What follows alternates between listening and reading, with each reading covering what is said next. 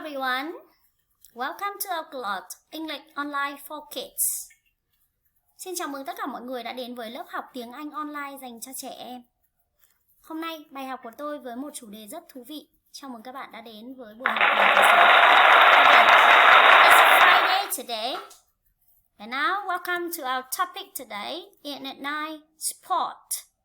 You see, sport.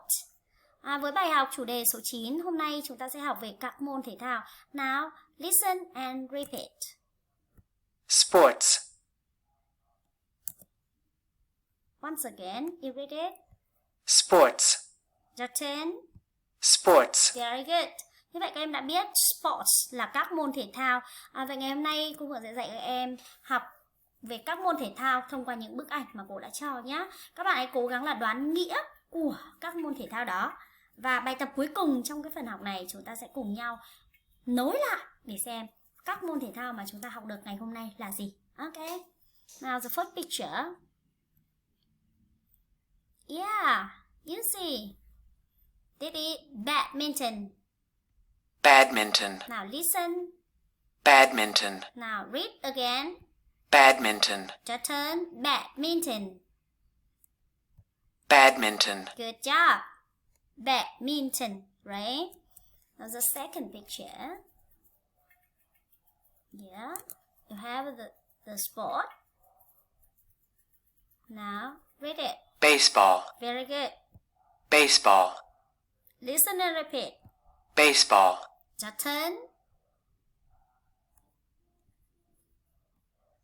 Baseball. Good job. And this one? Yeah. Basketball. Very good. You read again. Basketball. Basketball. Good job. This one? Easy. Môn thể thao này rất là dễ đúng không nào? Cycling. Cycling. Cycling. This one? Very popular sport. Football. Now you read again. Football. Football. Good job. Yeah, this one. Running. Running. Running. Good job. Running. Running. Very nice. Yeah. Kayak sport. Swimming. Now read again. Swimming. Swimming. Swimming. Good job.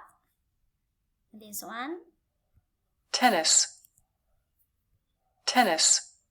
Tennis. Your turn. Tennis. Very good. This one.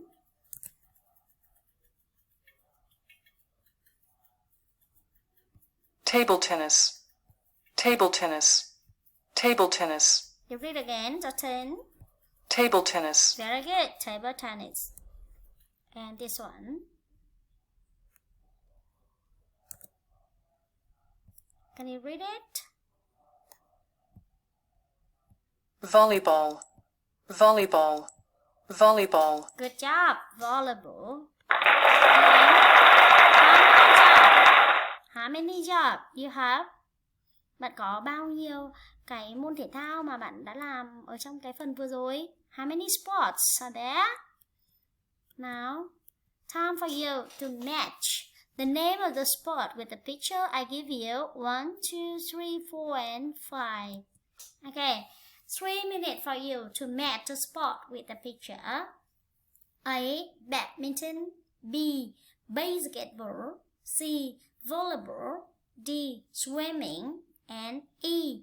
Baseball. Now 3 minutes start.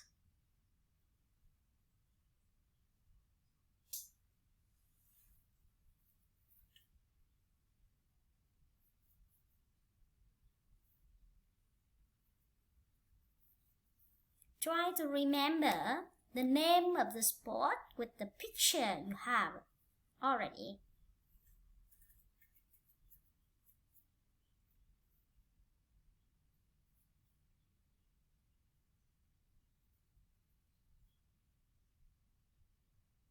Okay, time's up. And now you correct. A. Badminton.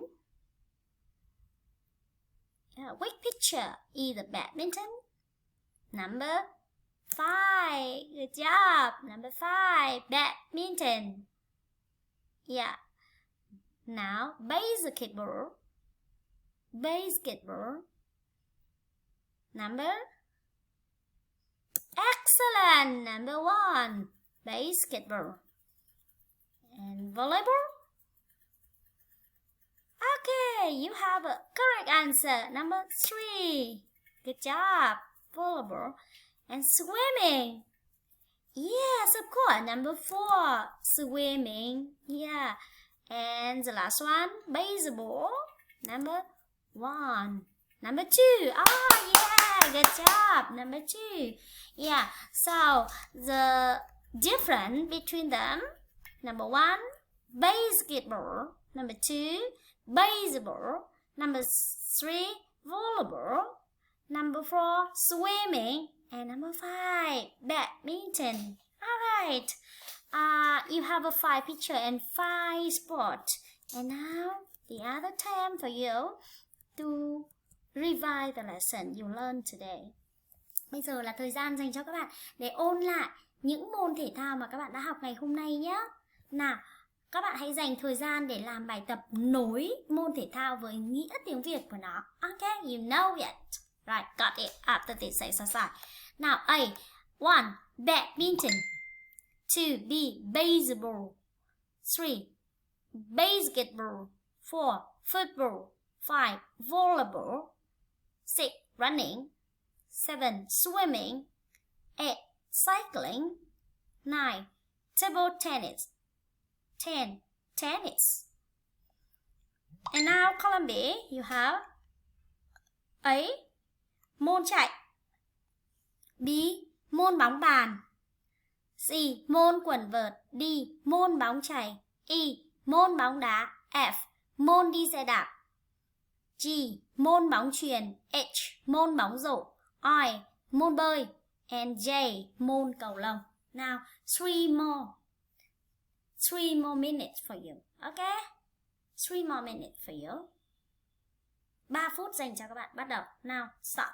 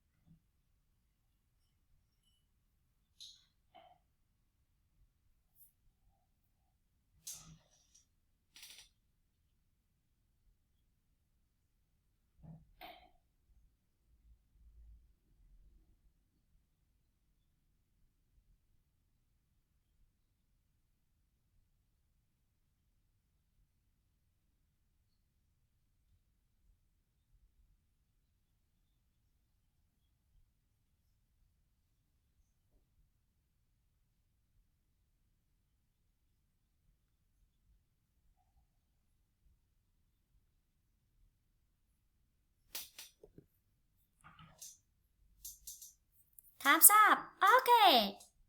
It's now time for you to correct the exercise.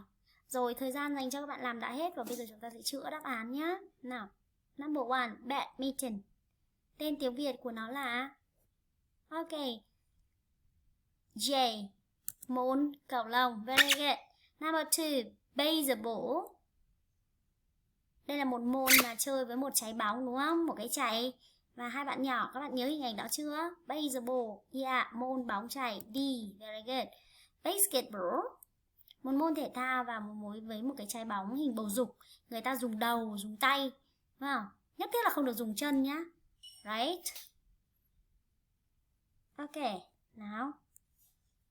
Ném vào một cái rổ, đúng không nào? Đúng rồi, môn này là môn, yeah, bóng rổ. H. Number 4, football. Đây là môn Good job. Một môn thể thao rất là phổ biến đúng không nào? Đây là môn bóng đá. Okay. Volleyball. Môn này các vận động viên nữ của Việt Nam đã làm cho Việt Nam trở nên rất là nổi tiếng, đúng không? Với những cái trận bóng chuyền, đặc biệt là bóng chuyền ở bãi biển chẳng hạn nhờ. Volleyball. And running. Yeah. Đây là môn thể thao mà ai cũng có thể tập được. Môn chạy đúng không nào? Chạy ngày nắng cũng chạy, ngày mưa cũng chạy. Chạy ở vùng nông thôn, chạy ở thành phố. Thậm chí trong những ngày dịch này chúng ta cũng có thể chạy ở trong nhà, đúng không? Các bạn hãy chạy thường xuyên hơn nhá. Nào, swimming. Môn bơi lội chính xác. Cycling. Đây là môn đi xe đạp. Alright. Table tennis. Môn, đúng rồi, bóng bàn. B. Và cuối cùng tennis, người ta gọi nó là môn tennis hay còn gọi là môn quần vợt. C. Alright. So all the sports you learned today: badminton, baseball, basketball, football, volleyball, running, swimming, cycling, table tennis, and tennis. Good job. Very good today. Hôm nay các bạn đã học thuộc 10 môn thể thao. So my question is, do you like playing sports? Bạn có thích chơi thể thao không? Yes. Most of you say, yes, I like playing sport. And see you next time. Hẹn các bạn ở cái buổi học sau nhé. Goodbye.